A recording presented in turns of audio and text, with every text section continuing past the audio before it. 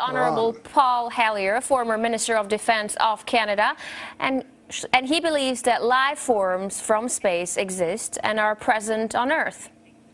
It's great to have you with us on our show.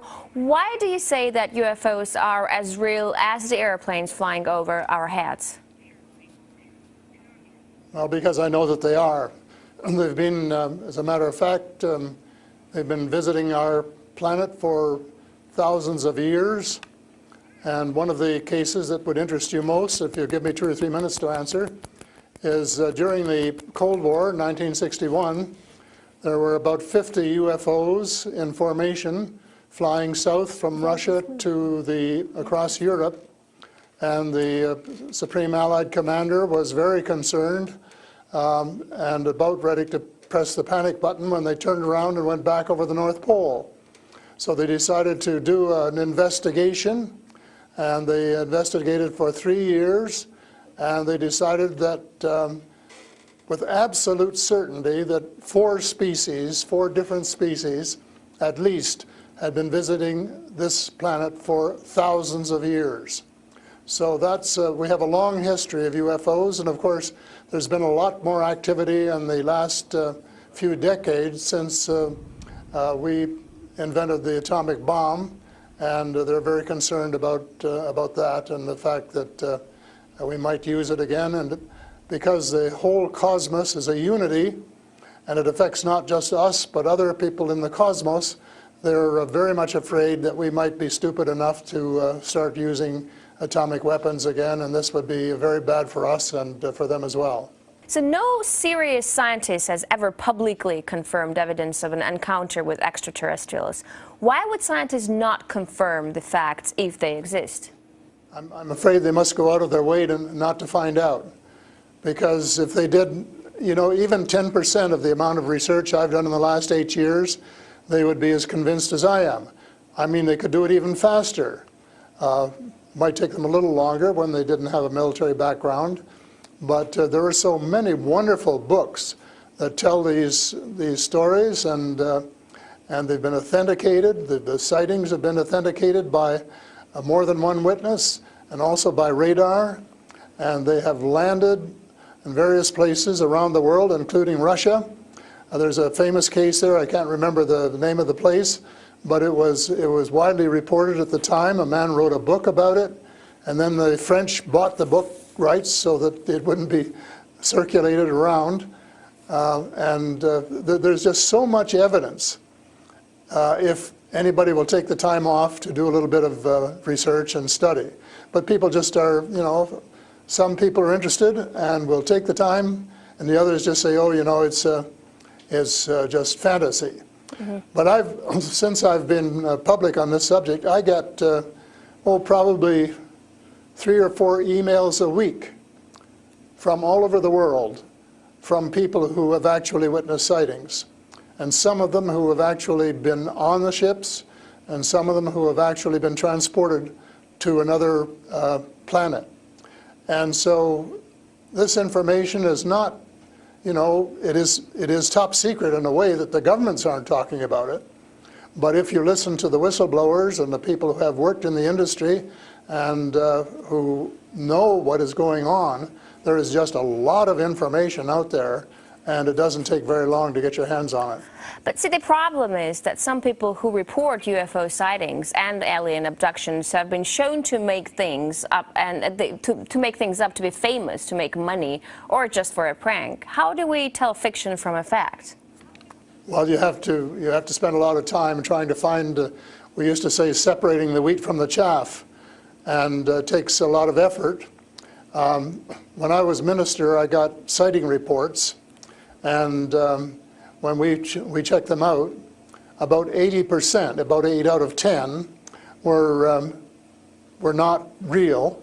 There were sights of Venus or plasma or, you know, a dozen other things, but there were 15 or 20% for which there was no explanation, and they were the genuine unidentified flying objects.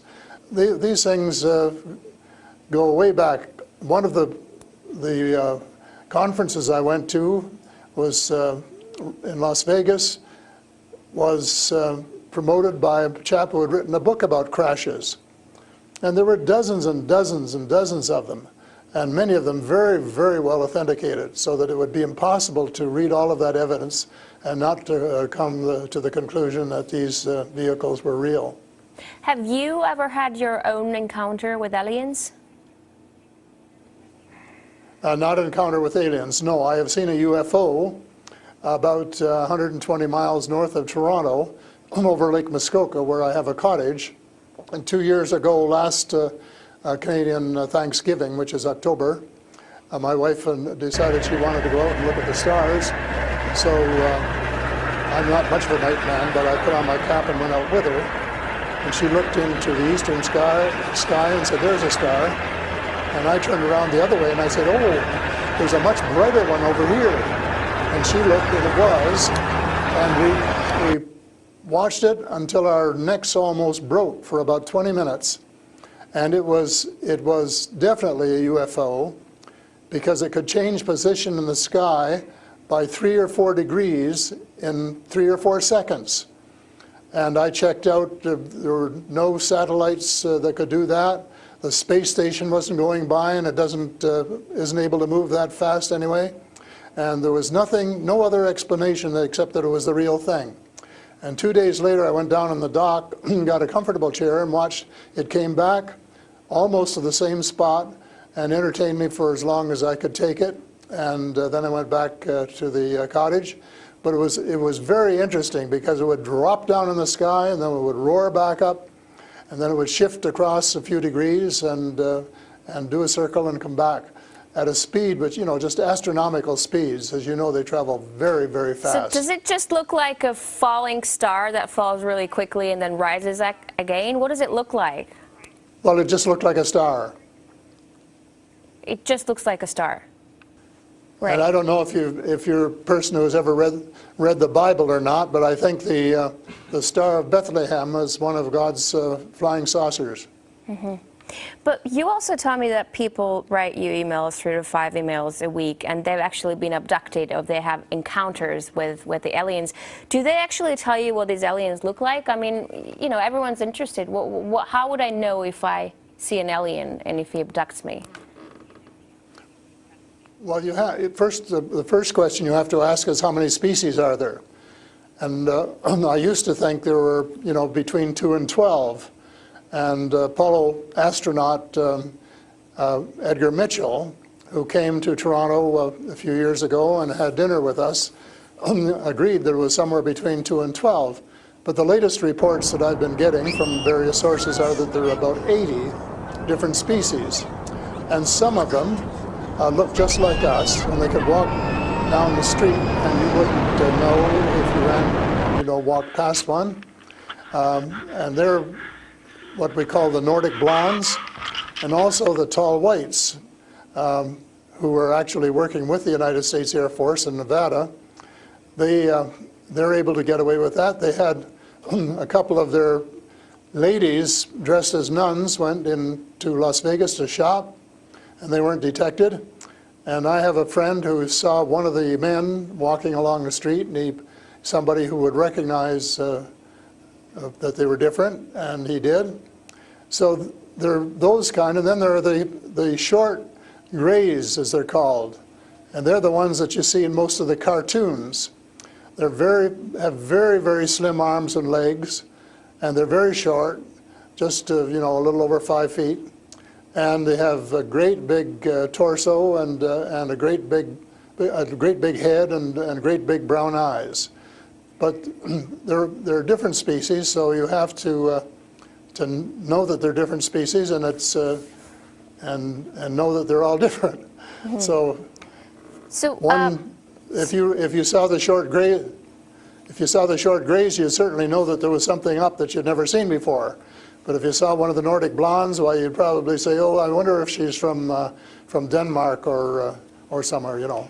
So these species that you're describing, are they all different in terms of nice and mean? Are some of them nice and benevolent? Are others nasty? Or how are they? Are they good to people on Earth, or are they here to harm them?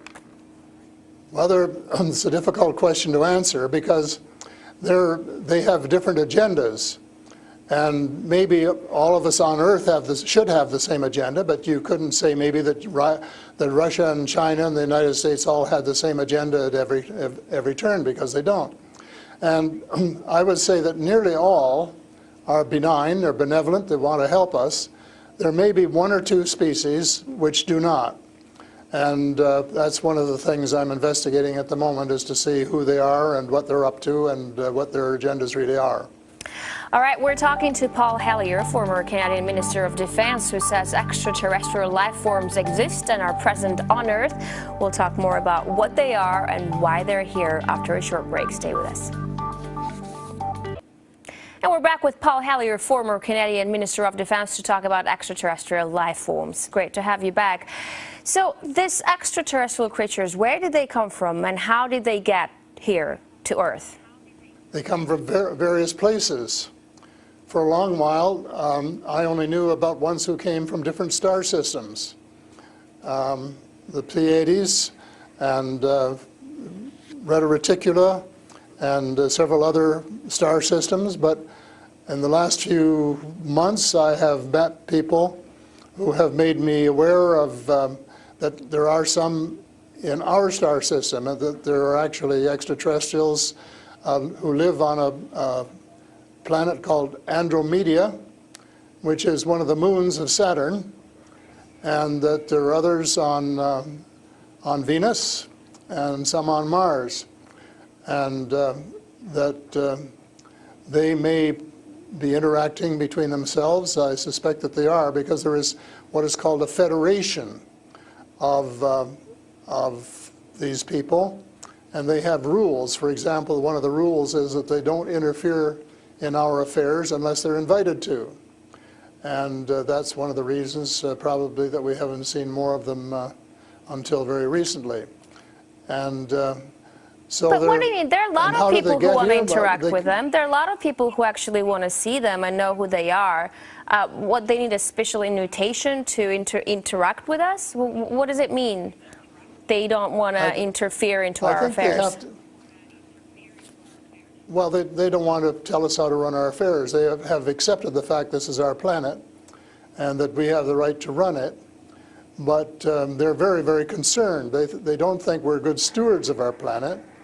We're not. We're clear-cutting our forests, and we're polluting our rivers and our lakes, and we're dumping sewage in the oceans, and we're doing all sorts of things which are not what good stewards of their homes should be doing. And they don't like that, and they've made it very clear. And as a matter of fact, they have given us a warning. How? And this has come from more than one source. How have they made it clear? What have they done? They have talked to people. One of the chaps I talked to about a month ago was interacting with them in 1974, he and his brother, in Peru. And they were taken to Andromeda, teleported, and they were told what the people there think, and that we're really wrecking our planet, and in fact that something dreadful is going to happen to it if we don't smarten up and change our ways.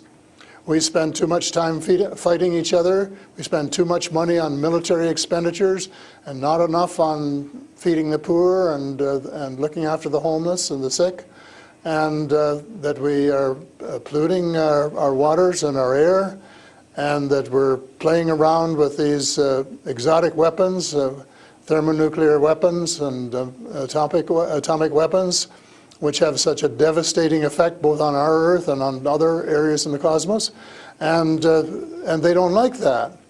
And that's the reason they would like to work with us to teach us better ways, but only, I think, with our consent. And they work through individuals, and they try and pick out individuals who won't be frightened to death of them, because they can give you quite a fright. One of the cases I'm familiar with was the tall whites in Nevada, where the United States Airmen working with them, were just frightened to death of them. And one, Charles Hall, rescued the daughter of one of the high-up people in the tall whites, and as a result became very good friends with the mother.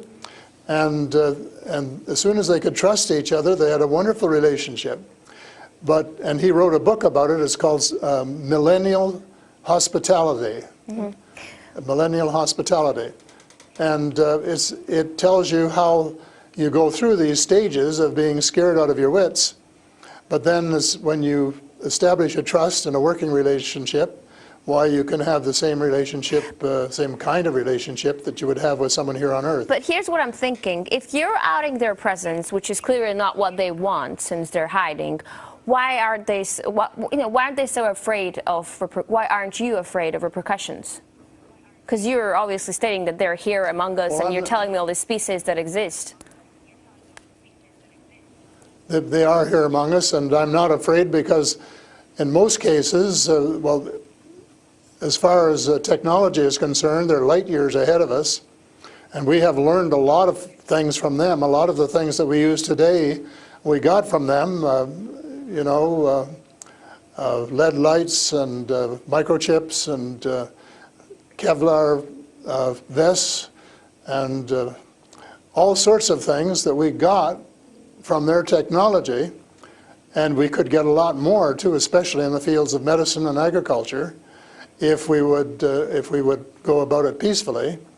But I think maybe some of our people are more interested in getting their military technology, and I think that's wrong. I think that's wrong-headed, and that's one of the things that that we're going to have to change, because we're going to have to work together. Talking about all of us, everywhere on the planet. You've mentioned military technology and swapping technologies and barters between between aliens and people in American government. I want to ask you, as a former Minister of Defense of Canada, is interstellar war a possibility? Should we be creating a Star Wars force to defend ourselves from possible invasion or something like that? Well, I think it's a possibility, but it's a possibility especially if we shoot down every UFO that comes in our airspace without asking who they are or what they want. And right from the beginning, we started scrambling planes and trying to shoot them down, but their technology was superior enough that we weren't able to get away with it. Certainly not for a long while. And during that period of time, they could have taken us over without any trouble if they'd wanted to. So I think we have to, rather than develop our own Star Wars, for Earth Star Wars, to protect ourselves against them, that we should work with the benign species, who are the vast majority, and work together and rely largely on them, of course, and cooperate so that we would be contributing something at the same time. But I don't think there's any point in us developing a galactic force that would tempt us to go out on our own and get into mischief, which is one of the things I think some of them are concerned about. But what do you expect to happen if people start to believe in alien existence on Earth? Because things are definitely going to change. Our lives aren't going to be the same anymore. Well, I hope that's the case. I hope that's the case, and I'm all for full disclosure, and I'm going to push very hard for full disclosure in the book I'm writing, and to give some reasons for it, things that we really have to know and have a right to know, and that our future as a species, and here I mean, you know, all of the species in the world, are potentially at risk if we don't figure out what's going on and work together to try and make life more amenable for all of us. But to work with our neighbors from other planets as well. But still, like, I'm thinking to myself, if they've been here for such a long time, as you say, and they're interested in helping humanity, as you say, why is our world such a mess?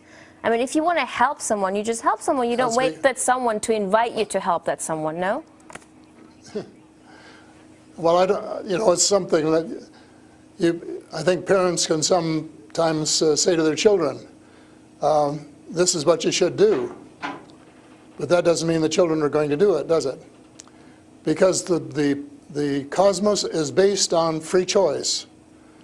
And we're given the option of making mistakes, of making wrong choices.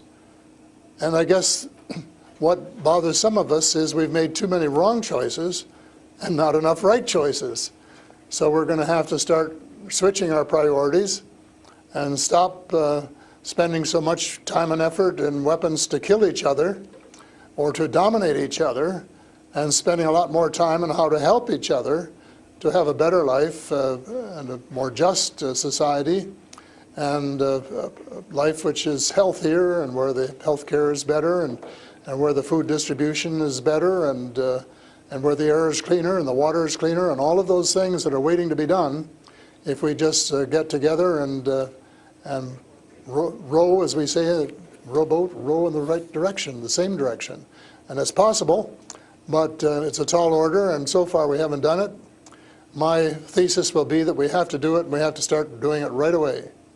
Thank you so much for this interesting interview and insight on extraterrestrial life. That was Paul Hellyer, former Canadian Minister of Defense. He says aliens exist and live among us on Earth.